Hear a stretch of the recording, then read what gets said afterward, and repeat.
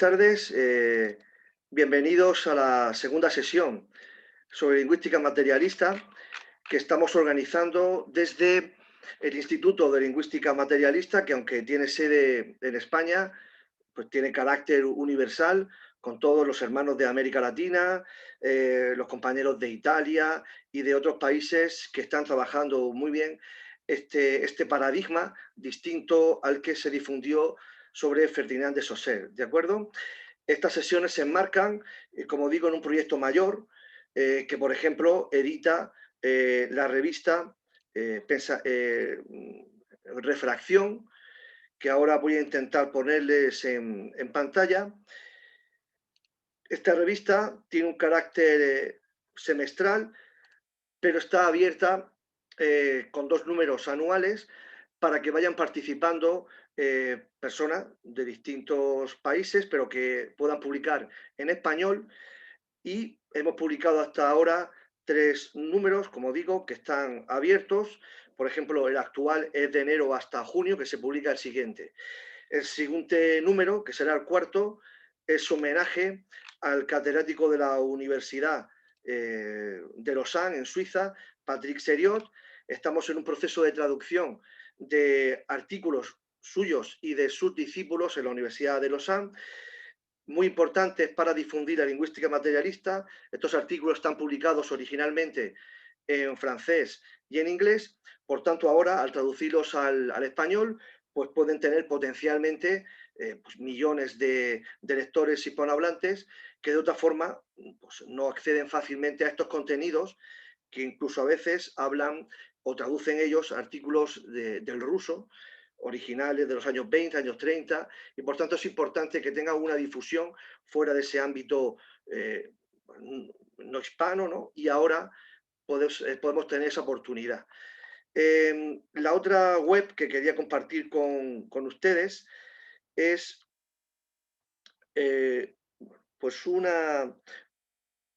la web de los cuadernos del discurso, que tienen que ver con el proyecto de lingüística materialista que estamos trabajando y donde estamos organizando todos los materiales relativos a la lingüística materialista que nos encontramos.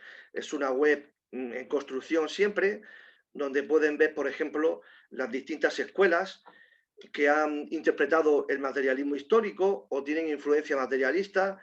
Tenemos la escuela soviética, a través del círculo de Bakhtin, con Volosino, Bakhtin, etcétera, la escuela de Frankfurt, que se dedican al discurso de una forma mucho más abierta que la propia lingüística, pero es muy interesante todas sus reflexiones sobre la teoría de la comunicación materialista.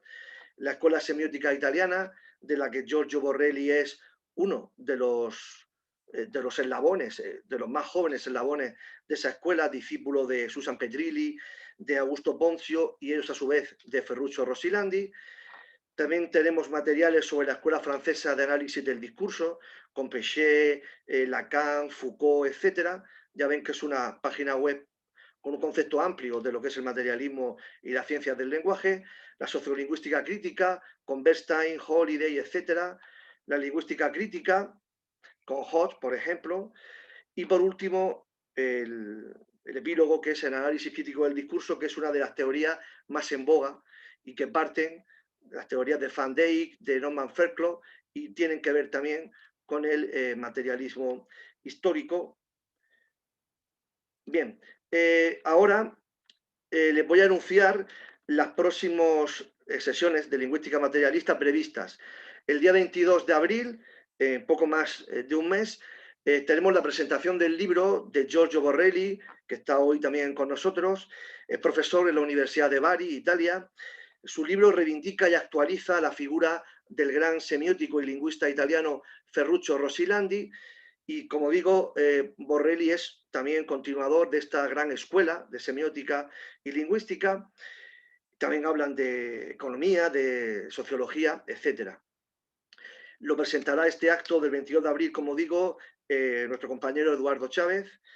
El 15 de mayo tendremos el próximo acto. Todo esto lo iremos anunciando por nuestros medios habituales. Y como digo, este 15 de mayo tendremos al catedrático de lingüística de la Universidad de Almería, el señor Francisco García Marcos, con una ponencia llamada La vigencia de la sociolingüística de Bernstein, lenguaje y educación. Será muy, muy interesante. También tenemos ese día al profesor Alfredo Lescano, que es argentino, pero reside y trabaja en la Universidad de Toulouse, en Francia, y su compañera de investigación, Zoé Camille, de la Universidad de Tolón. Ellos hablarán de la semántica argumentativa, también un tema de máximo interés. Y por último, de este curso, digamos, académico, tendremos ese homenaje a Patrick Seriot, catedrático de la Universidad de Lausanne, en Suiza, que nos va a hablar del materialismo paradoxal de Voloshynov en Marxismo y Filosofía del Lenguaje, obra maestra y libro seminal para nuestra lingüística materialista. No en vano, el señor Seriot es uno de los máximos especialistas mundiales en Voloshynov y en todo lo que es la escuela soviética de los años 20 y 30, y que servirá también para presentar nuestro número cuarto en junio, que sale, como hemos dicho, en su homenaje. Y sin más dilación, paso a presentar al compañero Val de Lupi. Es licenciado en Comunicación Social y está a punto de recibir el doctorado en Semiótica por el Centro de Estudios Avanzados de la Facultad de Ciencias Sociales de la Universidad Nacional de Córdoba, en Argentina. También es becario doctoral por el Consejo Nacional de Investigaciones Científicas y Técnicas, el conocido CONICET, e integra el equipo de investigadores de discurso social, lo visible y lo enunciable del CEA. Es profesor también de gramática en la Facultad de Ciencias Humanas de la Facultad de La Pampa, también en Argentina. Y sin más dilación, Val, cuando quieras, tienes la palabra. Gracias, Pedro, por la presentación, por la invitación y por sostener esta red internacional de lingüística materialista.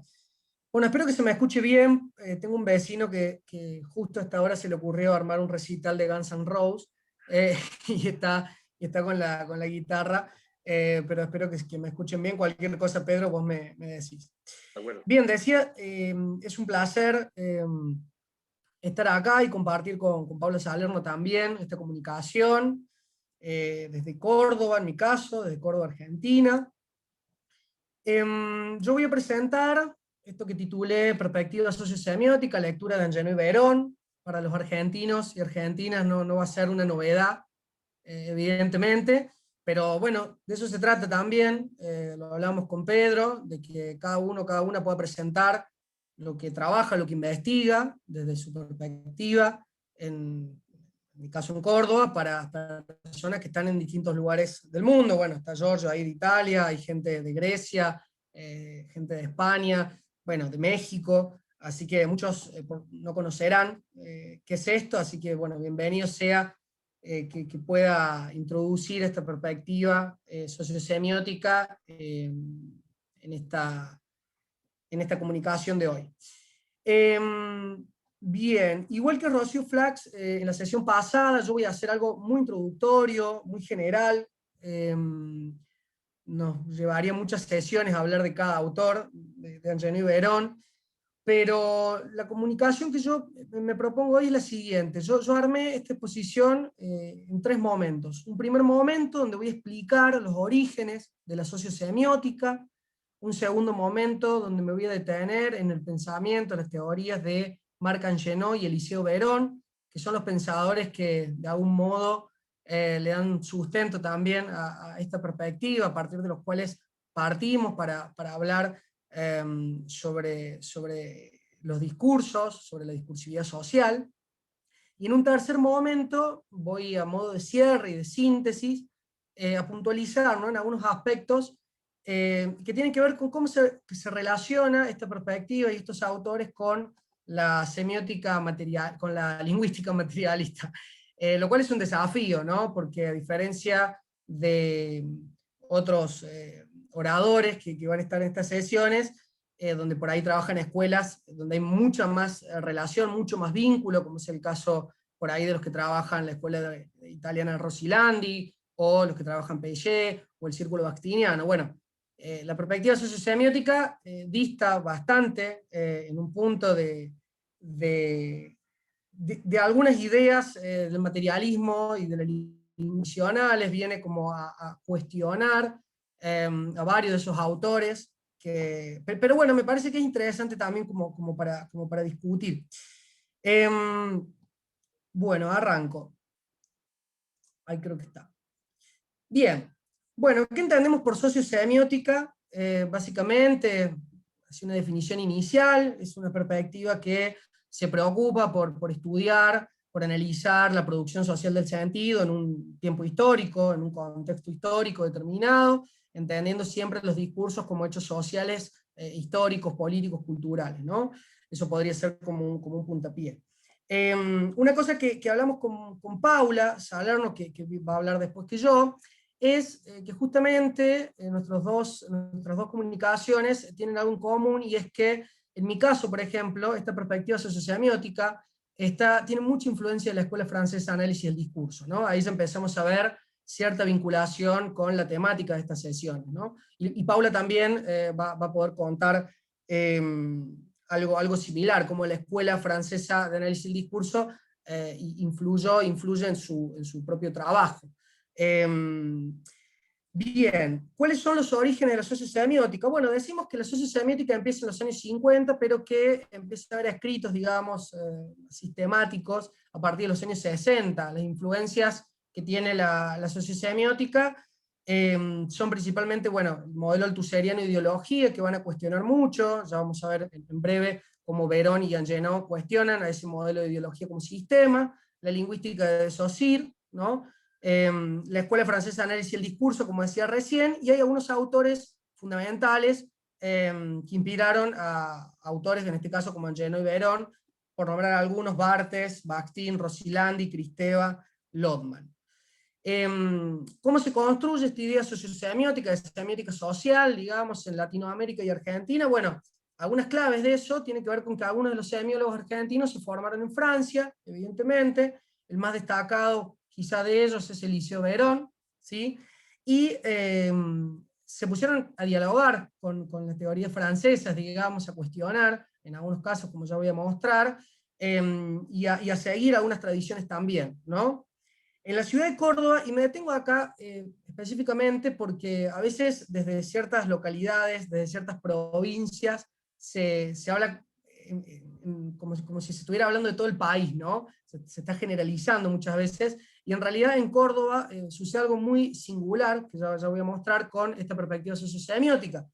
Entonces, bueno, no es por un provincianismo fundamentalista, sino más bien para hablar un poco desde el código postal de donde estoy yo, ¿no? Porque seguramente en Buenos Aires puede funcionar de otra manera, o en Misiones de otra, o en otras provincias de Argentina de otro modo.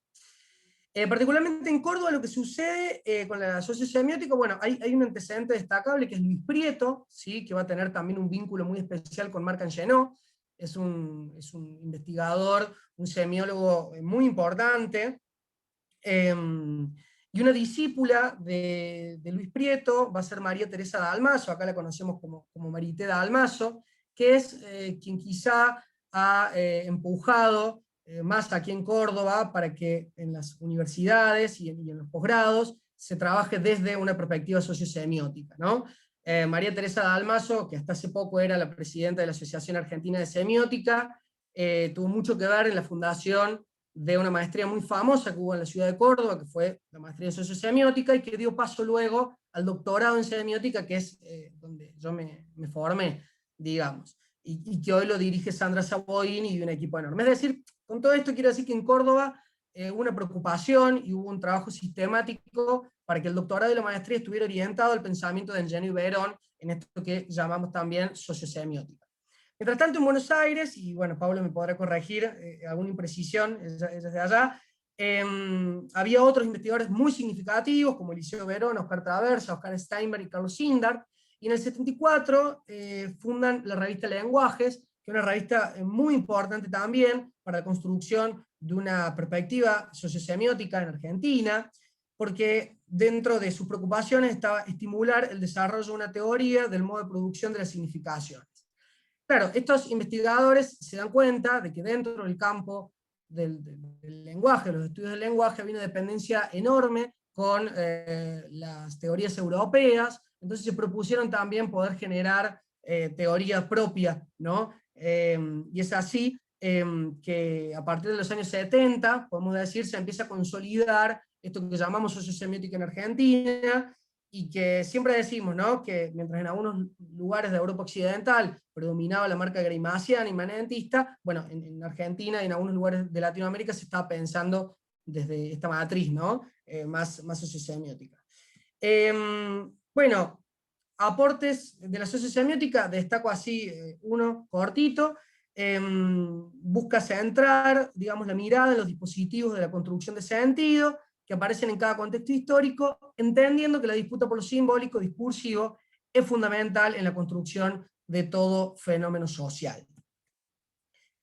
Bueno, esa es la primera parte, ¿no?, donde más o menos presento de qué hablamos cuando nos referimos a sociosemiótica, y aquí en Argentina y particularmente en la ciudad de Córdoba. Hay dos autores que son centrales, digamos, en el pensamiento sociosemiótico, y que tienen que ver el primero con Eliseo Verón, y el segundo con Marc Angenoux, ¿sí?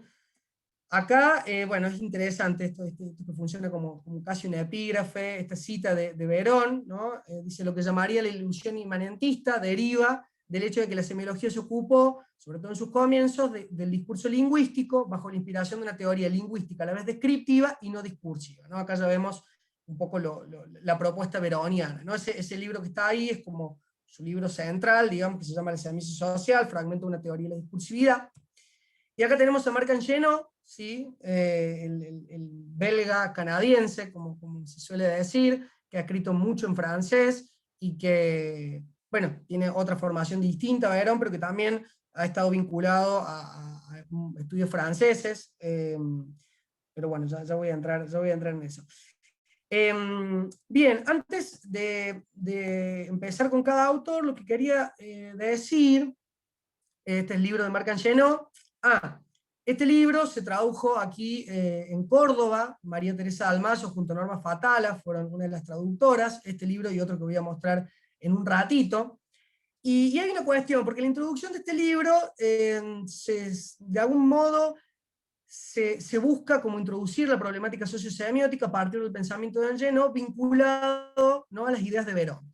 Y se ha discutido mucho acerca de, bueno, cuáles son las diferencias y cuáles son las similitudes del pensamiento de Angenoux y del pensamiento de Verón, que ya las voy a mostrar en un ratito. Pero quiero anticipar que, así como, bueno, como dice un amigo investigador que tenemos en común ahí con Paula, que es Mariano D'Agati,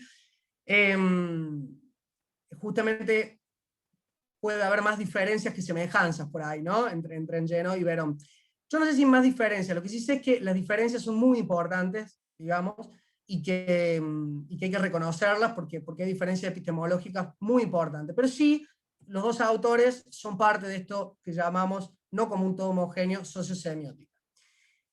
Bien, vamos con la propuesta de Eliseo Verón. Eliseo Verón se formó en Buenos Aires y después continuó también en Francia, en Europa.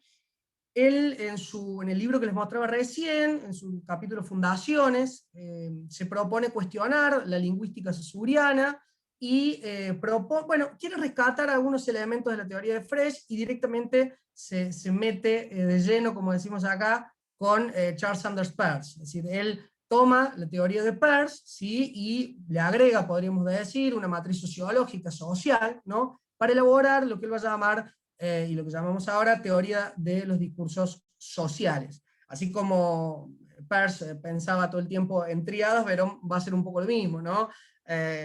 Como pensaba el signo partido representante en objeto e interpretante, Verón va a ser lo mismo con discurso, por ejemplo, cuando plantea, bueno, que todo discurso tiene sus condiciones de producción, de circulación y de reconocimiento, ¿no? Siempre a partir de tres términos. Hay por lo menos tres etapas que uno podría considerar de Verón. Esto es un recorte que podría ser otro, ¿no? Los primeros son los estudios donde él se focaliza en producción, hace análisis, digamos, en producción. Un segundo momento donde esa atención se desplaza a los trabajos sobre reconocimiento, sobre todo a partir de los años 80, donde hace mucho análisis también de medios de comunicación. y donde emergen, por ejemplo, nociones importantes como la de contrato de lectura, ¿no? Sus preocupaciones por ver cómo se construía ese contrato, ese pacto de lectura entre el locutor, entre el medio de comunicación y el destinatario, ¿no? Y un tercer momento de estudios veronianos, ¿no? Donde bueno, muestra un particular interés en el encuentro entre las lógicas de los sistemas mediáticos y las lógicas de los sistemas socioindividuales. Hay una relación transdisciplinaria entre las ciencias biológicas, cognitivas y sociales. Básicamente lo que se plantea Verón en su teoría es recuperar problemas desatendidos, primero por la lingüística y luego por la semiótica. ¿Cuáles son algunos de esos problemas que quiere recuperar? Bueno, él entiende, digamos, la materialidad del sentido y la construcción de lo real en la red de la semiosis. Esa es una de las primeras cosas que le interesa recuperar. Y a raíz de rescatar esos problemas, la teoría de los discursos, como dice él, funda su vocación translingüística. Acá, obviamente, vemos una marca baxtiniana muy clara, que también va a aparecer en Angeno, y ya lo vamos a ver de qué manera. De alguna manera, una de las formas de analizar la discursividad en términos de Verón es recurriendo a pequeños fragmentos de tejido de la semiosis, con la hipótesis de que el sistema productivo ha dejado huellas en los productos y que el primero puede ser reconstruido a partir de la manipulación de los segundos.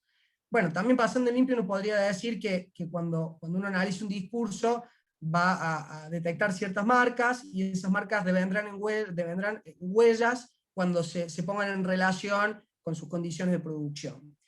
Esos productos, como los llama Verón, van a partir de un soporte material, ¿sí?, que constituye parte de la semiosis.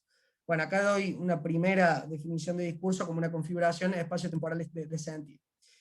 Entonces, bueno, este es como el planteo un poco general de Verón, ¿no? Un poco desordenado, pero requeriría de varias sesiones, ¿no?, atender el pensamiento de Verón. Lo que me interesa decir es que Verón trabaja bastante la definición de poder e ideología, bueno, no sé si bastante, pero sí la aborda.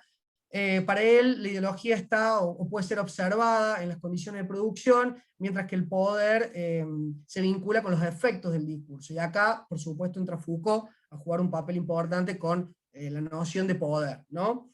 Y acá empezamos a ver algunas similitudes entre los autores que nos permiten vincular algunas de sus ideas con el materialismo histórico también, ¿no? Y una crítica a Althusser. Tanto Angeno como Verón coinciden en que la ideología no puede ser entendida como un sistema, es decir, en términos así generales, la ideología, como dice Angeno que lo pensó Althusser, si hacemos análisis del discurso, no vamos a poder rastrear ideologías, pero sí la dimensión de lo ideológico. Ya voy a volver sobre eso.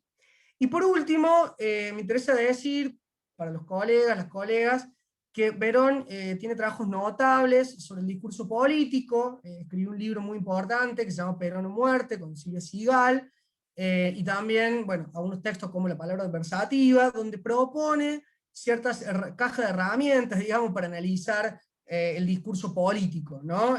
Bueno, acá puse algunos ejemplos de cómo, por ejemplo, él dice, bueno, en todo discurso político el enunciador construye, o se construyen tres destinatarios posibles: un prodestinatario, que es el que alude un poco a la creencia, al saber; un contradestinatario que aparece como adversario discursivo; y un paradestinatario al que se intenta persuadir. Nombro esto simplemente para mostrar también cómo la teoría de la enunciación en Verón va a estar presente bastante, digamos. Bien. Por otro lado, totalmente diferente, ¿no? Geográficamente y hasta epistemológicamente, nos situamos en el pensamiento de Marc Angeno, ¿sí?, que, bueno, junto con Verón consideramos que son teorías constructivistas, ¿no? Y una de las preguntas iniciales que se hace Angeno en sus textos es por qué conocemos de determinada manera, ¿no? Y ahí yo rescato esa pregunta porque es una de las grandes preguntas que se hace Peirce, ¿no? Entonces ahí hay otro vínculo también, digamos, en el interés de Verón y Angeno de reflexionar sobre cómo conocemos, ¿no? Entonces Angeno va a trabajar sobre la idea de producción social del sentido, sobre una idea de producción social del sentido que atraviesa todas las prácticas, y por ende no hay una palabra que no sea ideológica. Puede parecer muy simple esto, pero esa es una de las críticas que le hace a Althusser, digamos, ¿no? Ya lo voy a mostrar un poco más. Para él toda palabra es ideológica, entonces no tiene sentido detenerse a pensar o darle tanta importancia a la cuestión de la ideología en los términos que él, bueno, no considera en relación a Althusser. Angenot, ¿qué hace? En su teoría del discurso social busca inmovilizar un tiempo, podríamos decir. La tesis doctoral es de los años 80, más o menos 1980, y se propone hacer un estudio 100 años antes de el discurso social en París, ¿sí? En un momento histórico, y ese análisis del discurso social, él dice, bueno, yo considero que el discurso social es todo lo que se dice, y si se escribe en un estado de sociedad, todo lo que se imprime, todo lo que se habla públicamente, se representa hoy en los medios electrónicos, y que se conforma por reglas de encadenamiento de enunciados, los sistemas genéricos, y los repertorios tópicos que organizan lo decible y lo pensable en un momento dado.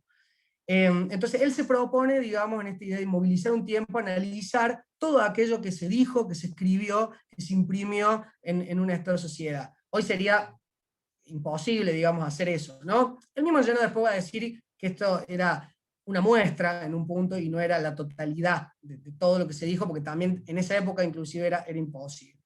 Para Angenot, el discurso social puede considerarse como óntico, representa, identifica, axiológico, valoriza y legitima, y pragmático, un sugiere hacia actuar. La teoría de Angenot, podemos decir qué autores él cita, cuáles son las influencias. Bueno, Foucault está presente, el Círculo de Bakhtin está presente, Bourdieu está presente, y lo que me interesa traer acá hoy es de qué manera Gramsci está presente, ¿no? Y en ese sentido, cómo hay un vínculo con el materialismo desde ahí. La noción de hegemonía discursiva que propone Angenot es muy interesante, y la toma, evidentemente, de Gramsci, esta idea de fuerza corazada de acción, con otras particularidades, pero lo que va a decir Angenot es que en todo estado de discurso social hay una hegemonía que determina, dictamina qué cosas ingresan en el campo de lo decible. Como Verón, digamos, también uno a partir de Angenot puede analizar discursos, ¿no? Propone cierta metodología para analizar los discursos, y una de las cosas que digo así rápido porque no hay tiempo de desarrollar, es que el autor dice, bueno, en la materialidad discursiva uno puede identificar de qué manera se activan los componentes de la hegemonía. Esos componentes para él son 7, y son temática y visión de mundo, egocentrismo, endocentrismo, fetiche y tabúes, tópica y nociología, dominante de patos, lengua legítima y sistema topológico, que no los voy a desarrollar acá. En una segunda instancia, quiero trabajar el libro de Angenot, Interdiscursividades, Hegemonías y Disidencia. Se tradujo, bueno, esta editorial es de la Universidad Nacional de Córdoba, también Dalmaso y Fatala tuvieron mucho que ver. Y este el libro es importante porque Angenot se propone identificar o reflexionar cuáles son aquellas rupturas, esa disidencia o contradiscurso que aparecen, digamos, en ese hegemonía, que aparecen en todo estado de discurso social. Y es interesante, digamos, ver, para pensar, digamos, los contradiscursos en un momento específico, porque él dice, bueno, sí, hay contradiscurso, puede haber ruptura, pero hay que tener cuidado de no ver un novum, dice él, en todo fenómeno social. Él traduce la idea de novum como la verdad verdadera, es decir, muchas veces hay cosas que aparecen como contradiscursos o rupturas significativas a simple vista, pero que en realidad son una especie de retorno, o es algo que constituye lo residual o vieja fórmula, digamos. Y por último me interesa decir que Angenot trabaja mucho la retórica y la argumentación, en textos posteriores. Ya lo trabaja acá, digamos, pero lo trabaja muy bien en otros textos. Hay uno traducido también al español no sé si es 2012, 2010, donde el 2012 me parece que se llama la noción de arsenal argumentativo, y él propone vincular, digamos, justamente esta teoría del discurso social con cierto dispositivo retórico argumentativo que aparece justamente en todo estado de discurso. Bien, ¿qué semejanzas y qué diferencias hay entre estos autores? Estoy yendo rápido, pero no me quiero pasar del tiempo. Bien, bueno, así cortito. Semejanza entre estos autores. Bueno, entre las teorías de estos autores. Ambos plantean que no se pueden establecer las intenciones de un autor empírico, digamos. Podemos hablar de figuras discursivas, pero no de personas de carne y hueso, como decimos acá. Hay para los dos una centralidad de la producción de lo actual y lo opinable, eso que se opina en un momento dado, para los dos es muy importante. Verón habla de medios y Angelino habla de publicística, ¿sí? Que no es exactamente lo mismo, pero Angelino, además de tomar medios de comunicación para su análisis, también se preocupa por estudiar libros y otras producciones discursivas que tratan temas de actualidad. Ambos trabajan el discurso como una materialidad empírica y rechazan la idea de los discursos como réplica, en cambio lo consiguen como productores de sentido, ¿no? Y de las diferencias, bueno, hay más, digamos, pero bueno, el nombre de las teorías parece una pavada, uno en plural, el otro en singular, pero trasciende esa diferencia, ¿no? Mínima, es muy importante realmente, no es lo mismo hablar de discursos sociales que de el discurso social, esto lo podemos discutir después si quieren. Y en modo de síntesis, bueno, Verón parte de un recorte para extraer un objeto que considera un producto, y eso está estrictamente vinculado con Peirce. A su vez, eso lo inscribe, ¿no?, en una relación entre condiciones de producción y reconocimiento, mientras que Enlleno aspira a todo lo contrario. Él quiere dar cuenta de un dispositivo global, ¿sí?, donde se pueden evidenciar todas las regularidades más allá de las cacofonías, ¿no?, aparentes.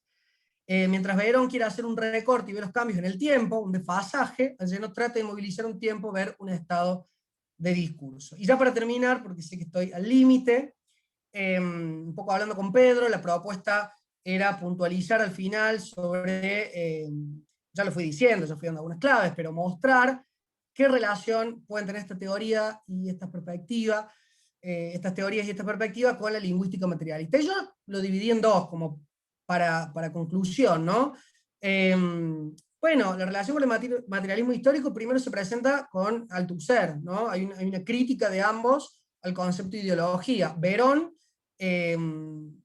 lo cuestiona, pero llenó de un pasito más, ¿no? En el libro Interdiscursividades le dedico un capítulo entero que se llama Las ideologías no son sistemas, a cuestionar la idea althuseriana. Es muy interesante ese capítulo para ver, para analizar. Pero más allá de esa crítica hay algunos aportes, digamos, que son tomados del marxismo, ¿no? La idea de condiciones de producción de Verón, de materia, ¿sí?, de ideología y de poder. Mientras que en Angelino aparece fuertemente la idea de hegemonía que la trae de Gramsci. Quería decir brevemente que cuando cuando Verón habla en realidad de condiciones de producción, a muchos les debe resonar Piaget. Y quiero decir que evidentemente está presente Piaget, lamentablemente Verón no lo rescata, digamos, muchas veces, más bien está desaparecido un poco en muchos trabajos de Verón. Esto, bueno, sé que tuvieron relación, inclusive Verón publicó en una colección de Piaget, esto me lo mostró Mara Glossman, y fue interesante verlo.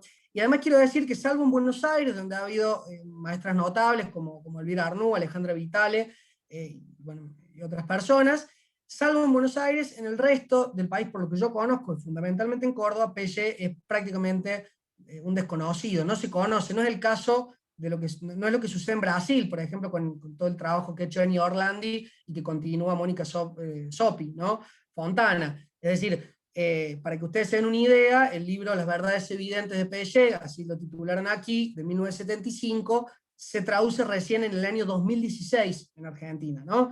Entonces, Piaget, en estas teorías, y particularmente en este territorio, no ha sido, por lo menos salvo en la UBA, en Buenos Aires y en otros lugares, muy conocido.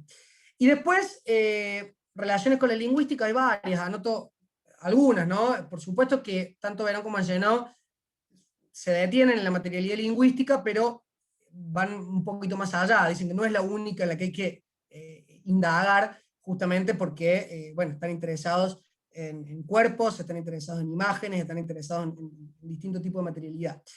Hay una influencia notable de la Escuela Francesa de Análisis del Discurso, como decía al principio, ¿sí?, que lo fui un poco mostrando.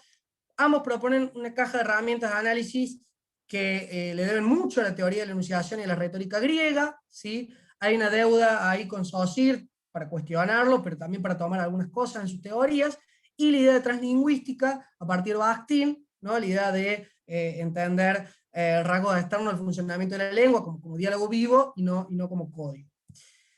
Bueno, eso es todo de mi parte. Muchas gracias y cualquier cosa después discutimos algunas cositas y dejo de proyectar. Bien, muchas gracias, Val, por la gran exposición que has hecho.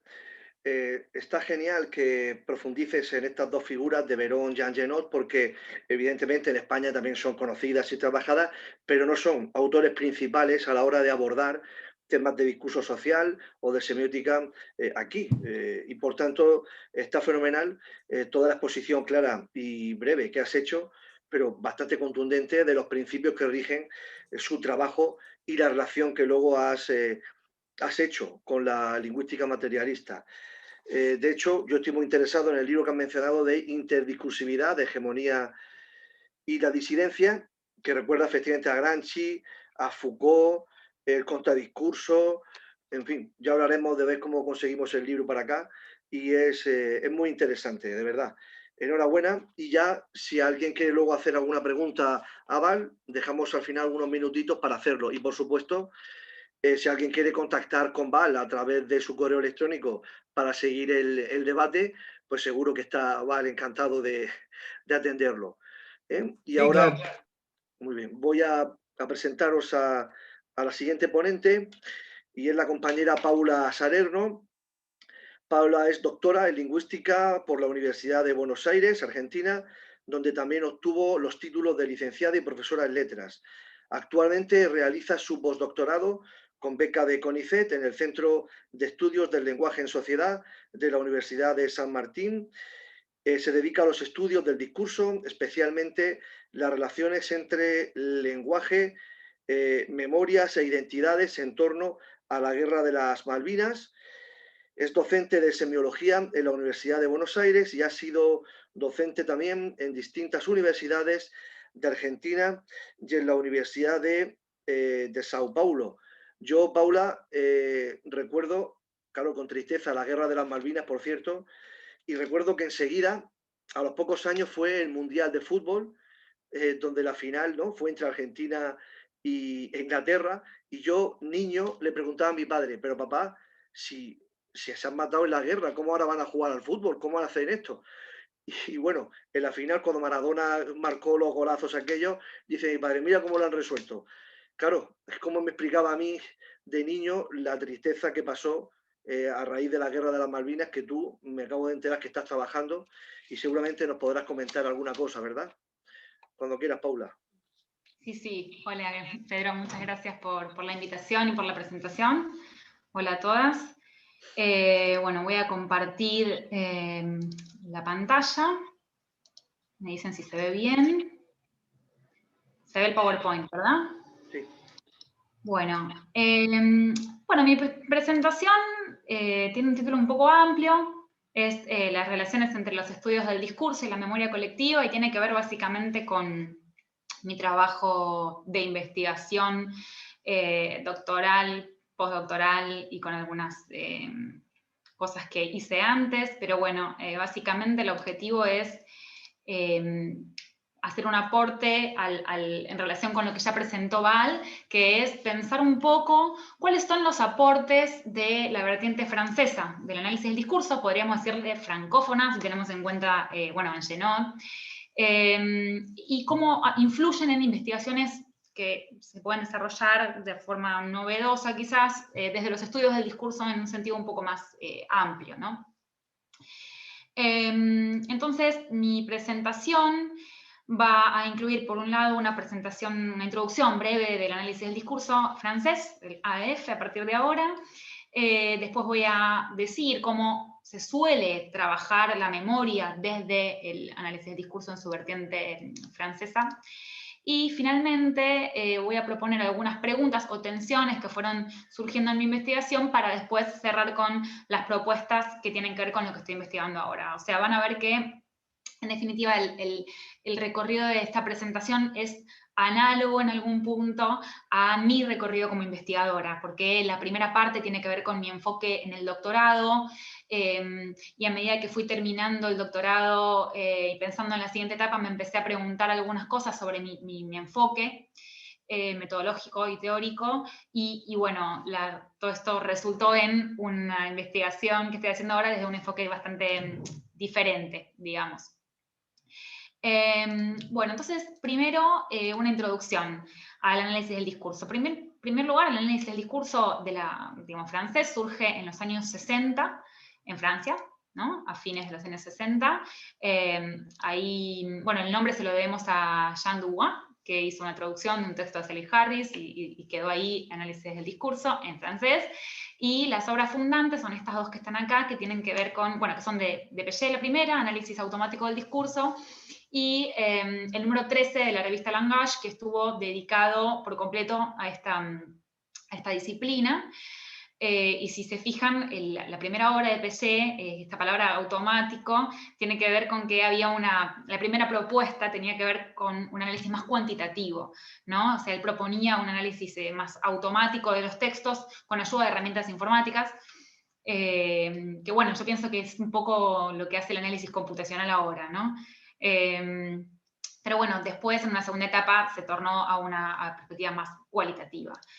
El análisis del discurso desde esta perspectiva se nutrió del giro lingüístico del psicoanálisis y una teoría althuseriana de los aparatos ideológicos del Estado. Y se inspiró básicamente en una perspectiva de la ideología de tendencia marxista, y tuvo en cuenta, a partir de esto, una relación muy fuerte entre el lenguaje y la historia. Hoy en día hay diferentes vertientes del análisis del discurso, incluso tendencias del análisis del discurso francés, pero todas comparten algunas cuestiones en común. Principalmente hay tres nociones que son recurrentes, que son la noción de sujeto, la noción de historia, la noción de lenguaje.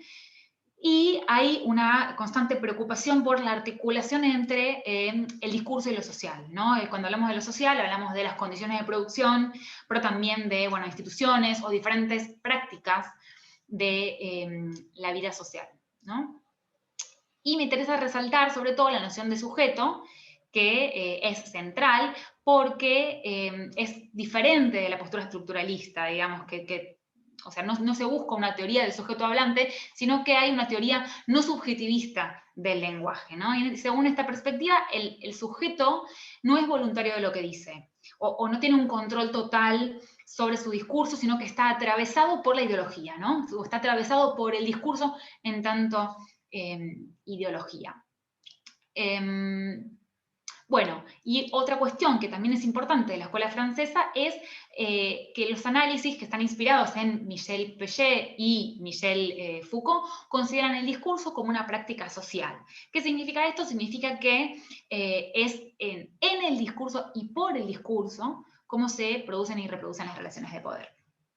Bueno, y otra noción importante es la idea de materialidad lingüística, que van a ver que la voy a mencionar varias veces, que básicamente consiste en que el análisis se hace sobre la superficie enunciativa. Y sobre esa superficie se trata de buscar huellas que son indicios de la subjetividad, digamos, o del el uso del lenguaje por parte del sujeto.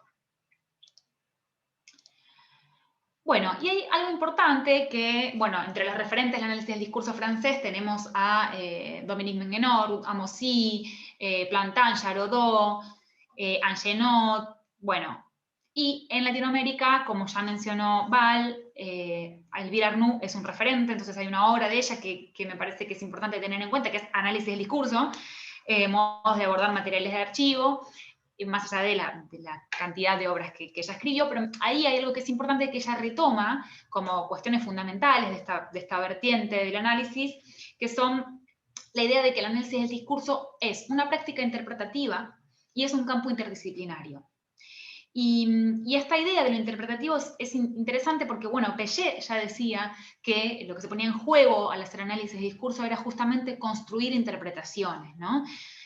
Y construir interpretaciones no significa encontrar un sentido que es el único sentido de los textos, sino poder construir procedimientos que puedan exponer el lado opaco de los discursos, ¿no? Es decir, o niveles que son opacos para la persona que, digamos, para el sujeto hablante, ¿no? Entonces, la idea es que el análisis del discurso, al hacer estos procedimientos exploratorios, logra encontrar qué es lo que el sujeto se propone, no se propone decir, pero termina diciendo por las opciones que se plasman en la materialidad lingüística. Entonces, bueno, después voy a poner un ejemplo sobre esto. Y la segunda cuestión es que el análisis del discurso es una práctica interdisciplinaria. Es interdisciplinaria, por un lado, por lo que dije hace un rato, de que el discurso se articula con lo social, entonces hay que recurrir a ciencias sociales. Y también porque los saberes a los que se va a recurrir durante el análisis van a depender de las categorías, de los problemas que se van presentando durante la investigación, ¿no? O de las cuestiones que se van hallando. Entonces, según esto, digamos, no es que está determinado de antemano, sino que se va a ir recurriendo a diferentes ramas de las ciencias del lenguaje o a saberes no lingüísticos, no necesariamente lingüísticos, ¿no? Que pueden provenir de diferentes campos. Esto también lo voy a ejemplificar en un momentito con un fragmento de un discurso. Entonces, dicho esto, la pregunta es cómo se estudia la memoria habitualmente desde el análisis del discurso francés, y para esto quiero retomar una clasificación a grandes rasgos que planteó Nicolás Bermúdez, que dice que lo que se hace, acá está, que hay como dos maneras en general de abordar la memoria de los estudios del discurso, que dependen, digamos, de qué tipo de problemáticas vamos a querer estudiar. Entonces, tenemos por un lado las problemáticas interdiscursivas y por otro lado las problemáticas históricas, que son dos formas distintas pero complementarias para estudiar la memoria. La más habitual es la que tiene que ver con la primera, las problemáticas interdiscursivas, que básicamente se basan en el carácter dialógico de los enunciados. ¿Sí? Es decir, se consideran categorías como interdiscurso, memoria discursiva, y acá quiero retomar una idea de Curtin, de Jean-Jacques Curtin, cuando habla de las formaciones discursivas. Él dice que no hay discurso sin historia, ¿no? Y entonces los discursos constituyen la trama de la memoria colectiva. Bueno, nociones como preconstruido, hay varias nociones que tienen que ver con este carácter que es inherentemente dialógico de los discursos. Ahora bien, el segundo caso, que es el que me interesa a mí por mi problema de investigación, es el de aquellos estudios que se centran en las formas en las que los discursos elaboran la historia y la memoria, ¿no? Es decir, son trabajos que se centran en acontecimientos históricos y en cómo los mecanismos discursivos construyen un pasado o son funcionales a una rememoración, en el sentido de una actitud activa de recordar, ¿no? En contraste con una emergencia azarosa del recuerdo. Entonces, básicamente yo en mi investigación me concentro en este segundo tipo de problemáticas, pero por supuesto, como hago análisis del discurso, me valgo de cuestiones como interdiscurso, memoria discursiva, etc. Pero entonces, ¿en qué consiste mi investigación? Lo que yo trabajo son discursos sobre la Guerra de Malvinas que fueron producidos en la Argentina del siglo XXI ahora, ¿no? En un pasado hice una investigación sobre el siglo XX, pero ahora estoy con el siglo XXI. ¿Y qué fue la Guerra de Malvinas? Primero, un breve contexto. La Guerra de Malvinas ocurrió en 1982 entre Argentina y Gran Bretaña. Duró muy poquito, fue desde el 2 de abril hasta el 14 de junio. Acá les voy a mostrar. Estas son las Malvinas. Las Islas Malvinas es un territorio que está en posesión británica desde 1833 y que fue declarado caso de colonialismo del siglo XXI por Naciones Unidas. Lo importante tener en cuenta, una de las cosas importantes para tener en cuenta es que en 1982 en Argentina había una dictadura militar que se extendió desde 1976 hasta 1983. O sea que la guerra ocurrió en contexto de dictadura. Y una de las lecturas es que justamente esta guerra le servía a la dictadura para perpetrarse en el poder, porque ya estaba llegando a su ocaso. Es una lectura. Igualmente, es importante tener en cuenta esto porque después de la guerra se da un proceso que se llama de desmalvinización, que consistió en, bueno, perdón, algo que no dije que me pareció obvio, que es que la guerra la ganó Gran Bretaña, ¿no? Se dio un proceso de desmalvinización en el cual, que consistió en no hablar de la guerra, en ocultar a los combatientes, en no darles ningún tipo de política de reparación, ni de pensión, ni de nada, y en el ámbito público era un tema tabú. ¿Por qué surgió esta política de desmalvinización? Porque se la propuso pensando en que si se hablaba de las Malvinas o si se homenajeaba a los combatientes, la dictadura tenía más posibilidades de volver, apelando al sentido patriótico militar, ¿no?, de la guerra. Entonces, con el objetivo, en principio, de que la dictadura no volviera, directamente se olvidó a los combatientes y no se habló del tema en el ámbito público, ¿no? Entonces, lo que yo trato de estudiar es cómo esta cuestión se construye, ¿no? La cuestión Malvinas se construye en un determinado grupo de discursos, teniendo en cuenta que a partir del 2003, que asumió Néstor Kirchner a la presidencia, se empezó a llevar a cabo una serie de políticas de la memoria vinculadas con la dictadura, ¿no? Con la búsqueda de memoria, verdad y justicia, y se continuó y se acentuó una línea malvinizadora, ¿no? Se hizo el Museo Malvinas, etc. Entonces, en este contexto, durante mi doctorado yo estudié, este es el nombre de mi tesis doctoral, Islas Malvinas, discursos presidenciales y su repercusión en la prensa.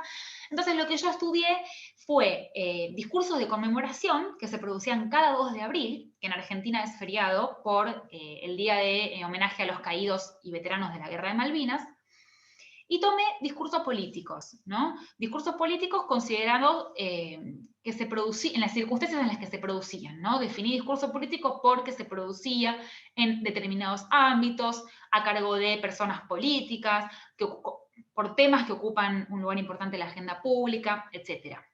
Me parecía que el discurso político en fecha de conmemoración es importante porque desde el vamos, las fechas de conmemoración las considere como objetos de disputa por los sentidos del pasado, ¿no? Entonces, teniendo en cuenta justamente que en este tipo de discursos, a la vez que se habla del pasado y se conmemora el pasado, también se está hablando del presente, ¿no? Y se están construyendo identidades. Y en ese sentido hay un fuerte componente epidíctico en estos discursos. Bueno, y además tomé los medios de comunicación porque consideré que participan justamente de la discursividad política y contribuyen a construir ideologías, en este caso, sobre Malvinas, que es un tema que todavía está muy en discusión, sobre lo que no hay solución ni respuesta ni historia definitiva, y también contribuyen en la construcción ideológica, digamos, en relación con el gobierno, ¿no? Con los gobiernos de Néstor y de Cristina Kirchner, en este caso en particular.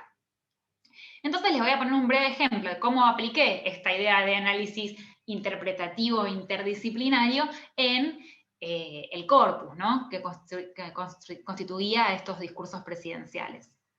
Entonces voy a poner un breve ejemplo, que es de un discurso de Cristina Kirchner, que es sobre el tema de la desmalvinización que les conté hace un rato. Ya desde el vamos, para conocer la idea de la desmalvinización y todo lo que ocurrió, tuve que recurrir a saberes no lingüísticos, que son, por ejemplo, la historia, ¿no?, además de las ciencias políticas, entre otros.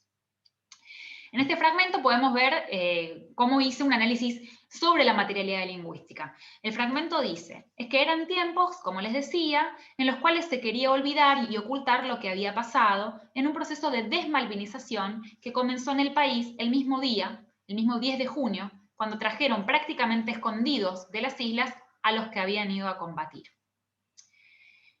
En este ejemplo, básicamente yo marqué varias cosas, ¿no? Para empezar, eran tiempos, que está en pasado, obviamente, que contrasta y corrige una negación que había al principio del discurso de Cristina, que era la que está acá. No eran tiempos en los que se recordase demasiado a nuestras Malvinas, ¿no? Ella está hablando del momento de la posguerra. Entonces, el tiempos con el no eran tiempos, lo que hace es mostrar, digamos, o acompañar un contraste entre ocultar, digamos, o olvidar y recordar, ¿sí? Entonces, este contraste, lo que yo lo tomé como una dicotomización, que lo que tiene de particular este mecanismo discursivo es que extrema las diferencias entre dos polos al punto de hacerlos incompatibles, ¿no? Olvidar y recordar son construidos como dos polos incompatibles. Pero además se señala cuál de esos polos es positivo y cuál es negativo, ¿no? Es decir, acá en este caso recordar es el polo positivo y olvidar es el polo negativo. Esto me parece que es interesante si pensamos que olvidar en el momento de la posguerra, en el momento de la desmalvinización, era el polo positivo, porque olvidar era lo que iba a permitir, supuestamente, que no volvieran los militares al poder. Y, en cambio, en el momento en que se produce el discurso de CFK, olvidar es el polo negativo. Y esto tiene que ver con una posición política e ideológica de rememoración o de remalvinización de la Argentina durante el kirchnerismo, que es acompañada o que está legitimando las políticas kirchneristas de la memoria, ¿no? Sobre todo, en este caso, de la cuestión Malvinas. Bueno, marqué varias cosas. Por ejemplo, quería, el verbo volitivo querer, atribuye, ¿no? Que se quería olvidar, atribuye un carácter deliberado a las acciones de alguien que es construido como adversario, ¿no? En este caso, es una acción deliberada que puede construir un adversario con fines maliciosos, ¿no? Y por otra parte, me pareció interesante, por ejemplo, el contraste entre trajeron y habían ido a combatir, que se refiere a los combatientes. En el primer caso, de manera pasiva, ¿no? Los trajeron, y en el segundo caso, de manera activa, y habían ido a combatir. Fíjense que los trajeron es lo que ocurre después de la guerra, y habían ido a combatir es lo que ocurre en la guerra. El carácter pasivo y activo, entonces, es especial para mí, porque al ubicar la pasividad primero, ¿no? Antes de la oración, y la actividad al final, lo que hace la enunciadora en este caso es alterar el orden, digamos, la valoración de los combatientes en el orden cronológico. ¿Por qué? Porque lo que habían hecho antes los demalvinizadores era quitarles el carácter heroico a los combatientes y ocultarlos por una, digamos, considerarlo una vergüenza, ¿no? De alguna forma. Y lo que hace ella es alterar el orden y devolverles, al mencionar al final el carácter activo, les devuelve, digamos, el carácter heroico. Esto es un ejemplo de un análisis grande de muchos discursos, pero es para que vean cómo a mí el análisis minucioso me permitió llegar a identificar determinados mecanismos que construyen valores y construyen identidades políticas a partir de la rememoración. Y además, que ven, o sea, que muestran un contraste entre la conmemoración y la polémica, que en algún punto lo podemos pensar como contraste, pero en estos discursos en particular es una relación complementaria, ¿no? La conmemoración y la polémica, en el caso de Malvinas. Ahora bien, yo hacía esta tesis, todo perfecto, y me empecé a preguntar algunas cosas que no me gustaban mucho de cómo yo enfocaba mi trabajo. Y entre esas preguntas, la primera es, ¿por qué priorizar el análisis sobre discursos dominantes? Yo estudié los discursos presidenciales y los discursos mediáticos, ¿no? Y acá hay una cuestión que es recurrente en investigaciones del análisis del discurso, que es que se trabaja sobre corpora homogéneos, ¿no? Predominantemente escritos, incluso aunque el discurso original haya sido producido en la oralidad. Si lo pensamos, por ejemplo, los discursos de Cristina y de Néstor Kirchner fueron producidos oralmente, y sin embargo yo estudié las transcripciones y desatendí todos los gestos proxémicos, audiovisuales, etcétera, ¿no? Que esto limita mi trabajo. Entonces, me parece, en ese sentido, que trabajar con estos discursos no es suficiente, o con un corpus constituido así, no es suficiente para entender cómo se construye la cuestión Malvinas en los discursos, en este caso durante el kirchnerismo, ¿no? Y acá, entonces, quiero tomar a Ruth Wodak, que ella, cuando trabajó con las identidades nacionales, dijo que le parecía importante pensar cómo se co-construyen, ¿no? O sea, cómo es la co-construcción de grandes nociones, en el caso de ella, identidad nacional, y en mi caso, Malvinas. Y lo que ella propuso fue tratar de comprender cuál es la interrelación de diferentes prácticas discursivas que tratan el mismo tema, y cómo hay determinados patrones argumentativos que son resignificados en nuevos contextos, ¿no? ¿Y qué hizo Wodak? Entonces propuso analizar discursos conmemorativos oficiales, ¿no? Y entrevistas individuales y semipúblicas también, ¿no? ¿Por qué? Porque ella se guió por la convicción de que lo político no solo involucra discursos de la élite dirigente, sino también todos aquellos discursos donde hay relaciones de poder, donde están involucradas relaciones de poder y de resistencia. Entonces, tomando esto en cuenta, van a ver ahora que una de mis propuestas es cambiar el corpus, pero además considero no ya un análisis de discurso político, como había dicho antes, sino un análisis político de los discursos. Esta es la propuesta de Elvira Arnoux y Juan Bonin, que es un análisis que propone estudiar diferentes tipos de discursos, considerando cómo gestionan el conflicto, cómo reproducen o transforman las relaciones de poder, cómo construyen identidades y representaciones, etc. Tener en cuenta esta mirada a mí me puede permitir conocer, digamos, los usos, cómo los usos del lenguaje inciden en rememoraciones conflictivas, ¿no? Como es el caso de la cuestión Malvinas, de la guerra de Malvinas, y cómo inciden en la construcción de identidades que están atravesadas por relaciones de poder. Una segunda pregunta que me pareció que tenía que tener en cuenta es si realmente tengo en cuenta o tenemos en cuenta el dialogismo de los discursos, ¿no? Y acá me parece que es importante revisar la noción de voz, y para esto tomo a Bonin, que critica el tratamiento monológico de los datos, ¿no? Que básicamente lo que dice es que en general se tienen en cuenta las representaciones discursivas de las interacciones, pero no se suele trabajar con interacciones reales entre personas concretas. Esto me parece importante, y hay una crítica similar que hace Judith Baxter desde una postura feminista y postestructuralista, y Baxter critica el análisis crítico del discurso, específicamente al análisis feminista de Lazar. Y lo que ella dice es que el análisis crítico no tiene en cuenta las interacciones comunicativas concretas en las que las personas hablantes, digamos, varían sus posiciones constantemente de un contexto a otro, ¿no? Sus posiciones en el sentido de o poderosas o débiles van cambiando en cada contexto. Por eso Baxter propone también realizar un análisis del discurso mediante técnicas etnográficas. Y estudia discursos orales y analiza las tensiones, las contradicciones que son inherentes a cada discurso. Esto es importante para la propuesta que les voy a contar en un segundo.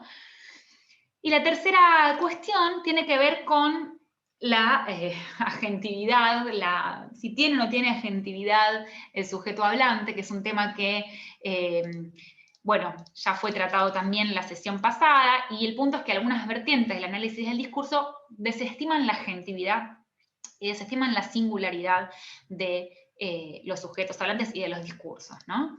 Y en este sentido, me parece que es importante, si pensamos, por ejemplo, yo analizo los discursos de Cristina Kirchner y de Néstor Kirchner, tengo en cuenta a las personas, pero en realidad no estoy considerando la capacidad de agencia de estas personas. O sea, no es que en el análisis del discurso no hay personas, hay, simplemente que no se considera su grado de voluntariedad, o por lo menos yo no lo hice, ¿no? Entonces, ¿qué ocurre? La singularidad suele ocupar lugares secundarios, digamos, que en algún punto no nos permiten comprender del todo cómo digamos, los datos en sus contextos específicos, ¿no? Y en este sentido, Rocío Flax, la sesión pasada, habló del riesgo de paternalismo que acarrea este postulado de la no voluntad del sujeto hablante. Y lo que ella propuso fue que no tenemos que compartir solamente los resultados de la investigación, sino también las herramientas de análisis. Bueno, yo voy a proponer otra cosa. Para empezar, mis propuestas, digamos, toda esta cuestión me llevó a cambiar el corpus y la metodología del trabajo, y verán que mi investigación postdoctoral en curso se llama Yo no soy fanática, soy veterana, memorias e identidades en los discursos de las mujeres de Malvinas. Lo que yo estudio ahora son discursos de mujeres que participaron en la guerra de Malvinas, aunque nadie lo supo hasta hace pocos años, porque estuvieron silenciadas, porque no hablaron, y fueron mujeres que fueron enfermeras, instrumentadoras quirúrgicas, radiooperadoras, que trabajaron ya como aspirantes navales, ya como civiles, ya como militares, en diferentes ramas de las Fuerzas Armadas de Argentina.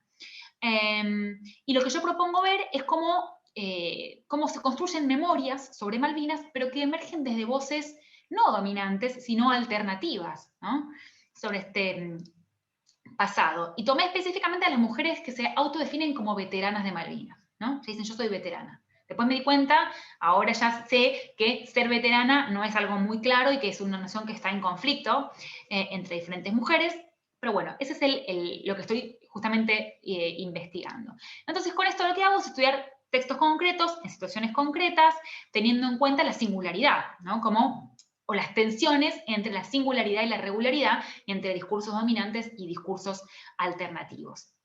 Por eso digo que me parece importante reconsiderar la voz individual, porque puede dar cuenta de cuestiones sociales, de cómo esa voz individual está atravesada por voces sociales, ¿no? Y acá, bueno, tomo a una noción de Bonin que ahora voy a contarles. Entonces lo que yo quiero ver es esta tensión entre la biografía individual y las memorias oficiales o las ideas más centrales sobre Malvinas. Tomo igualmente las fortalezas del análisis del discurso que tienen que ver con que provee herramientas exhaustivas para analizar la materialidad lingüística desde una mirada interdisciplinaria que requiere ir y venir constantemente de los datos al contexto de producción, que requiere el diálogo con, con muchas disciplinas, ¿no? Depende de las características de la investigación, y además tiene la fortaleza de que las categorías de análisis no están dadas de antemano, ¿no? Sino que van apareciendo y se van construyendo a medida que se trabaja. Entonces, considero los estudios del discurso en sentido amplio como una serie de disciplinas de las ciencias del lenguaje que estudian las relaciones entre poder y discurso. Entendiendo el discurso como práctica social, como ya lo mencioné. Acudo a la noción de voz individual y también acudo a la noción de discurso como emergente interaccional. ¿Qué quiere decir que es emergente interaccional? Por un lado, que no es ni social ni individual solamente, sino que es interaccional, se producen interacciones reales entre personas o entre hablantes. Y además es emergente porque es un repertorio constante, ¿no? Que está en constante desarrollo y que aparece en los eventos de interacción concretas. Entonces, de esta mirada, yo estudio vivencias personales producidas en interacciones concretas que pueden ser significativas justamente para analizar las prácticas discursivas que dan cuenta de prácticas de dominación y resistencia. ¿Por qué? Porque las mujeres de Malvinas, que yo menciono acá, no están reconocidas institucionalmente. Entonces, acá me parece importante tener en cuenta esa interacción. Por otro lado, una de las cuestiones como investigadora, ¿sí? Es tener en cuenta que para trabajar sobre sucesos del pasado reciente cuyas protagonistas están vivas, hay que tener en cuenta también que estas actoras, digamos, determinan qué contar, cómo y cuándo. Y acá tomo a Lorenz, que es un historiador, Federico Lorenz, muy famoso en Argentina, sobre el tema Malvinas, y que él dice que, bueno, entonces las narrativas tienen que ser consideradas de manera dialógica y heterogénea. Y por eso mi corpus es heterogéneo. Recurro a materiales de archivo, que son videos, libros, fotos, entrevistas televisivas, y también a entrevistas que yo tengo que producir próximamente con las mujeres de Malvinas, entrevistas individuales y grupales. Y por último, respecto a la actitud para evitar este, digamos, paternalismo de la investigación, lo que yo propongo es dislocar al lugar de investigadora desde una posición de saber único y objetivo y apostar por una construcción dialógica del conocimiento, ¿no? Es decir, no solo una actitud epistemológica hacia las personas que participan de la investigación, sino también incluir mi dimensión personal como investigadora, además de la académica. Entonces sigo, por un lado, el enfoque de Arfuch, de una mirada que pretende ampliar la escucha y ampliar la interacción, digamos, pero además sigo una propuesta de la epistemología feminista que propone cambiar las prácticas investigativas apostando a un quehacer más reflexivo que se inspire justamente en la idea de que los conocimientos están situados y que las ciencias tienen una responsabilidad social. Entonces, en ese sentido, me parece que es importante corrernos de nuestro lugar y cambiar un poco el enfoque y las preguntas que nos hacemos. Bueno, eso es a grandes rasgos. Cualquier cosa me pueden preguntar. Muchas gracias. Paula, enhorabuena por la exposición tan directa y tan clara. Mira, lo que comentabas sobre la construcción de identidades políticas a través del pasado, porque está atravesado todo por esa construcción del poder también, tiene que ver mucho también con lo que está pasando en España, e imagino en otros países, que es el revisionismo histórico. En España tenemos un problema muy serio con el blanqueamiento que se está haciendo a través del discurso, claro, de la dictadura franquista. También tenemos conmemoraciones por el golpe de Estado que llevó luego a la guerra civil, y todo eso está generando un discurso, como te digo, de blanqueamiento y a su vez para justificar posiciones políticas actuales, ¿no? Y por eso viene a colación perfectamente lo que has comentado de la guerra de las Malvinas, que en Europa, por desgracia, ya está olvidado ese asunto. Pero es que una cosa que vincula a España y a América ahora mismo es cómo se está rememorando conflictivamente la colonización de América por parte del Imperio Español. Es decir, hay autores en España, evidentemente vinculados a la derecha política, con un discurso reaccionario, que están justificando o, digamos, están legitimando la conquista de América por parte del Imperio Español, como que no fue tan malo lo que pasó, que tuvo efectos civilizatorios, que los españoles no fuimos tan malos como los ingleses en Estados Unidos, ¿no? Que exterminaron a los indígenas, y que toda la crítica a esta colonización viene por una especie de leyenda negra. Y esto para justificar posiciones políticas actualmente que tienen que ver con una lectura interesada del pasado, evidentemente. Y hay una discusión muy importante, bueno, con esos discursos que dicen que existe una leyenda negra europea contra España. Y bueno, por eso es perfecto toda esa exposición que has hecho, porque viene bueno, a colación para demostrar lo que está pasando en España y supongo que con otros países, con el tema de la revisión de la memoria histórica a través de los discursos. Así que enhorabuena. Bueno, pues si alguien quiere comentar, por favor, que pida la palabra, y dirigidos a Paula o a Val, podemos comentar cualquier asunto que haya surgido.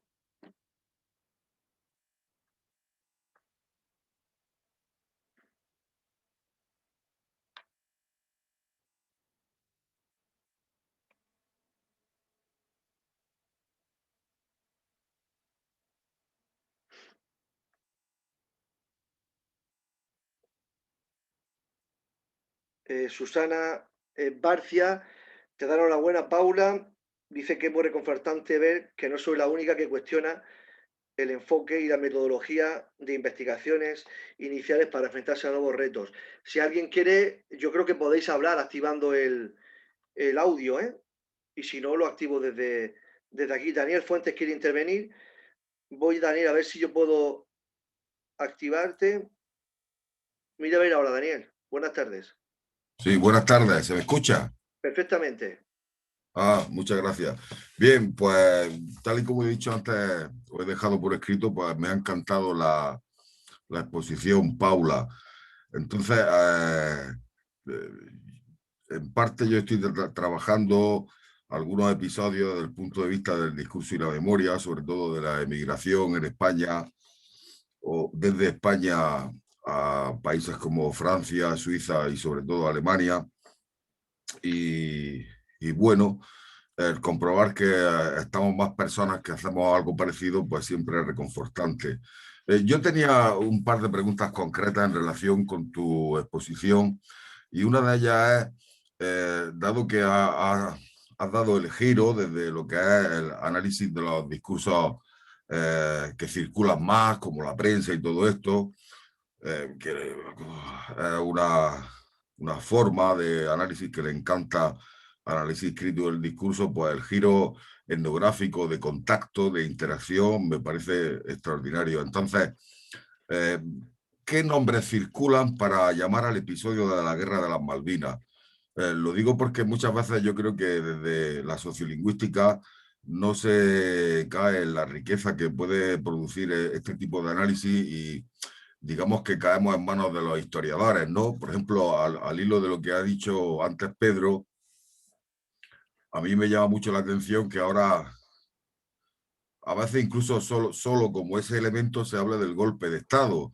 Y yo digo siempre, pues, qué golpe más grande, porque duró muchos años. Es más, hay historiadores que prolongan las actividades militares no solo hasta el 1 de abril de 1939, sino hasta la eliminación o aniquilamiento, como decían los fascistas, de la resistencia antifranquista en la sierra, sobre todo en la sierra española y en algunos núcleos urbanos como Granada y sobre todo Barcelona. Entonces, por ejemplo, yo he estudiado con cierta atención el nombre que recibían las personas que luchaban contra la dictadura en la sierra. Y entonces, digamos que hay una operación de política lingüística que produce la propia Guardia Civil y decide llamarlo bandoleros, obviando el término terrorismo, que después emplearán abundantemente a partir del año 60. estaba prohibido que dijesen guerrilleros. Luego la parte de los guerrilleros, que no eran todos comunistas, había también muchos anarquistas, pues preferían llamarse, obviamente, guerrilleros o resistentes antifranquistas. Pero luego también, en muchas entrevistas y conversaciones con personas, pues utilizaban una semiosis basada en la naturaleza. Y se decía, sobre todo quizá con una franja dialectal en que en el norte se decía los del monte o la gente del monte, y en el sur los de la sierra o la gente de la sierra. Entonces, por ejemplo, me interesaría saber cómo se llama ese episodio de las Malvinas, o si hay algún tipo de adverbio que se diga, porque yo viví también mucho la caída del muro de Berlín y enseguida ya se decía antes, es decir, una cosa muy genérica. Y luego otra cuestión que me ha llamado mucho la atención es como, no sé si lo he entendido bien, desde el punto de vista, me imagino que la restauración democrática que se produce tras la caída de Galtieri en el 83, si no me equivoco, hubo un olvido consciente de los combatientes. Entonces, esa actitud de olvido, que por supuesto no es tan singular en Argentina ni en España, sino que se da en muchos países, pero con muchas circunstancias distintas, tenía ahí de fondo el miedo que pudo suponer, por ejemplo, tras tanto la Primera Guerra Mundial en Italia como en Alemania, ese papel activo de los combatientes y la configuración de una ideología fascista. Muchas gracias. Gracias, Daniel, por tus comentarios. Súper interesante.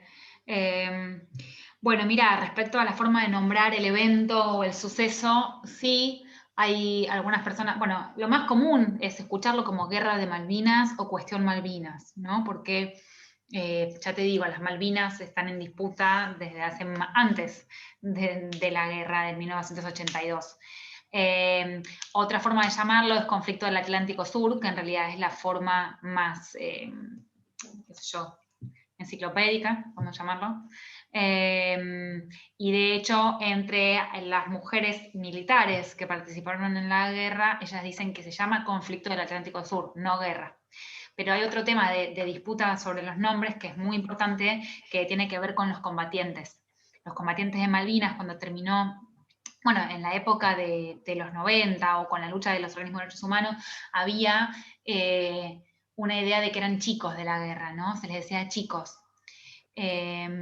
Y después eso empezó a ser cuestionado porque decirles chicos significaba minimizar su heroicidad y sus logros, era tratarlos como víctimas. Si se los trata como víctimas, no merecen un homenaje y además pierde el sentido la experiencia que ellos vivieron. Entonces, a partir de ahí está la disputa entre chicos, combatientes, héroes de Malvinas, ¿no? Hoy en día ya decirles chicos está mal visto, pero hubo una disputa muy importante sobre esto. Por otro lado, respecto al olvido consciente, yo creo que tiene que ver un poco con el miedo y tiene que ver un poco con las ambivalencias sobre qué pensar de las Fuerzas Armadas y qué pensar de las guerras, ¿no? A partir de la dictadura militar acá en Argentina, todo lo que es militar empezó a estar tenido, por supuesto, de connotaciones sumamente negativas, al punto de que la institución militar en sí fue absolutamente desvalorizada, ¿no? Y empezó a haber, ahora hay de hecho, un montón de políticas de revalorización de la institución armada como una institución armada democrática, no dictatorial, pero en su momento fue complicado. Entonces también había ambivalencia sobre si está bien o no está bien la guerra, si está bien o no está bien lo militar, si está bien o no está bien tener héroes de guerra, ¿no? Además fue bastante tardía la guerra, si lo pensás. Entonces, eso me parece que el olvido tiene que ver también con eso, con los sentidos ideológicos en disputa, digamos, en lucha. Muchas gracias. Vale. Tenía Giorgio también pedida la palabra y después creo que Julio. Adelante, Giorgio. Sì, grazie tante. Io parlo sempre in italiano. Volevo ringraziare tutti e due gli interventi, sia Bal che Paola. e ho trovato moltissimi spunti di interesse, di dialogo nelle loro presentazioni. Vorrei fare solo due rapidissimi commenti. Avvio il video, va bene. Ok, forse mi vedete adesso, grazie. Grazie. Ecco, no, dunque, il primo per Val. Val mi ha molto interessato il discorso che hai fatto su Eliseo Veron. È un autore che non conosco e forse in Italia non è così diffuso. So che è stato un amico di un importante semiologo italiano che è Paolo Fabbri. Le cose che hai detto su di lui io non le conoscevo. Ovviamente ho trovato molti punti di contatto con la semiotica di Rossilandi e questa idea della produzione linguistica. Volevo sapere se tu avevi già iniziato a fare qualche confronto tra queste diverse idee o magari simili e convergenti di produzione linguistica tra questi due autori. L'altra osservazione era per Paola. Ringrazio anche te, Paola, per questa bella presentazione. Ho trovato nel tuo discorso un collegamento sempre con Rossilandi. Rossilandi ha scritto un libro nel 1978 che si chiama Ideologia, e lui prendeva proprio come tratto caratteristico del discorso ideologico reazionario, conservatore, il modo in cui si manipola il passato.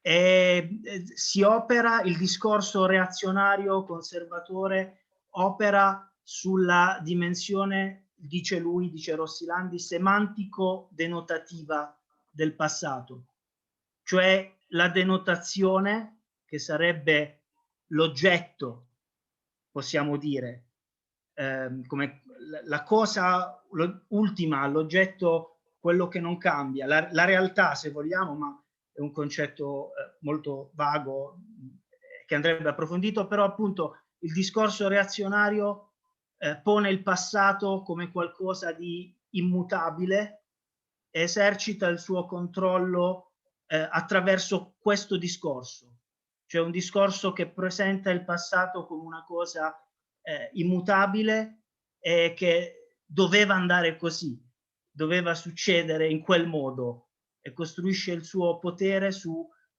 questa idea di denotazione.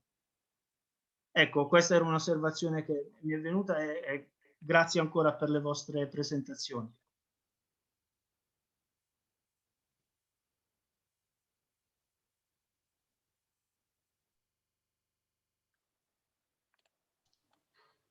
Gracias, Giorgio, muchas gracias. Voy a buscar el libro. Gracias por el comentario, Giorgio. Después te proporciono información sobre Verón y seguimos la conversación para ampliar. Vale, pues Julio tenía la palabra. Sí, hola, buenas tardes. Hola. Quería preguntarle a... Sí, quería preguntarle a Paula, aunque también, vamos, me interesa también la opinión de Val, incluso tuya, Pedro, del concepto narrativa, que es una palabra que ha utilizado varias veces Paula y que no se utiliza tanto cuando se habla de análisis del discurso. Sin embargo, desde el campo de la comunicación política, que es del que yo procedo, se utiliza mucho como sinónimo de discurso y de relato. Pues eso, me gustaría preguntarle a Paula por ese concepto que ha mencionado varias veces y si lo considera un sinónimo estricto de discurso.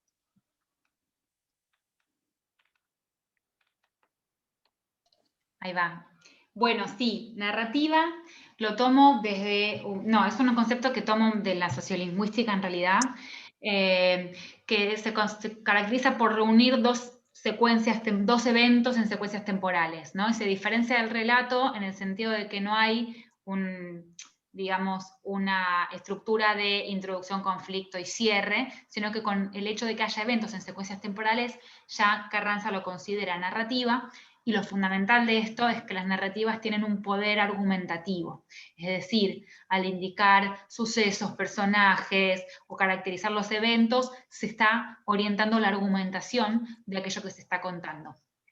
Entonces, bueno, esta es otra de las cuestiones, digamos, interdisciplinarias de mi trabajo, que es que no tomo exclusivamente herramientas del análisis del discurso, sino de otras ramas de las ciencias del lenguaje. El libro de Carranza, ahora te lo puedo poner en comentarios por si lo quisieras consultar, que es especialista sobre este concepto.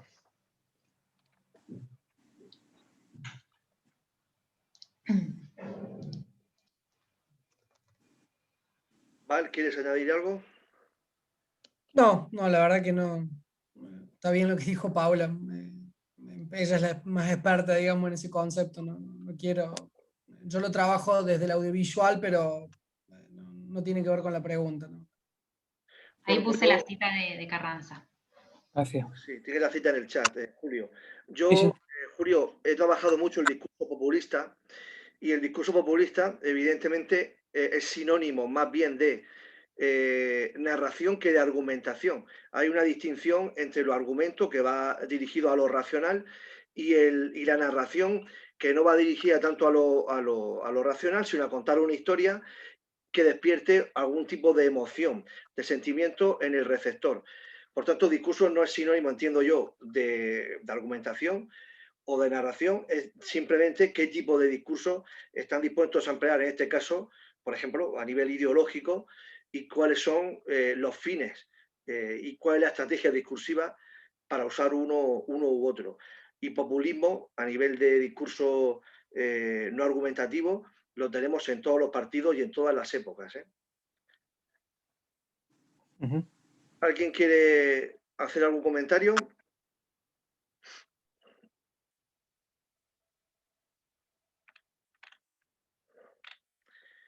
Bueno, pues llevamos más de hora y media, ha sido muy provechoso, y ya pues os emplazo al próximo mes para que Giorgio Borrelli nos presente su gran libro sobre, a su vez, otro gran investigador, semiótico y lingüista italiano, Ferruccio Rosilandi, que estamos comentando hoy y que es inevitable comentar en torno a la lingüística materialista.